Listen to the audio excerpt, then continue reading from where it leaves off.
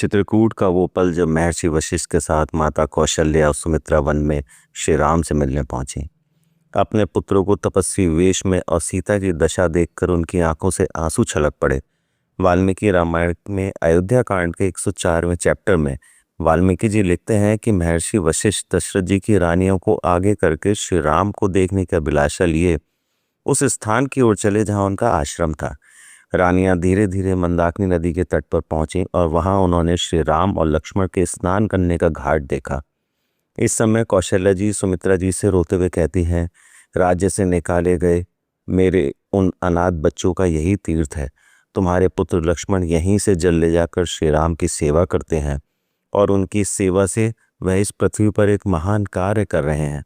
थोड़ा आगे जाने पर उन्होंने एक चटाई के ऊपर एंगुदी के पिंड दिखे जिसे श्री राम ने पिंडदान स्वरूप महाराज दशरथ को भेंट किया था।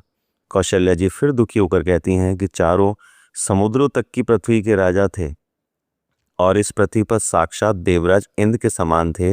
वह महाराज दशरथ इस एंगुदी फल का पिंड कैसे खा रहे होंगे।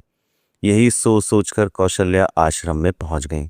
वहां श्री राम बैठे थे। श्री राम ने जैसे ही अपनी माताओं को देखा वे उठकर खड़े हो गए और बारी बारी से उन सबके चरणों को स्पर्श किया। श्री राम के बाद लक्ष्मण और उसके बाद सीता जी ने माता के चरणों को स्पर्श किया।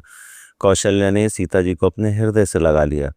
वन की धूप, वर्षा और तपन ने सीता जी के चेहरे को एक अलग कांति प्रदान की थी, लेकिन कौशल्या जी को वह देखकर बहुत दुख हुआ। शोक में डूबी हुई माता जब विलाप कर रही थीं, उस समय श्री राम ने वशिष्ठ जी के चरणों में पड़कर उनके पैरों को छुआ और वशिष्ठ जी के साथ ही श्री राम पृथ्वी पर बैठ गए। भरत जी अपने साथ आए हुए सभी मंत्रियों, प्रधानों, सैनिकों और धर्मज्ञ पुरुषों के साथ अपने बड़े भाई के पीछे जाकर खड़े हो गए।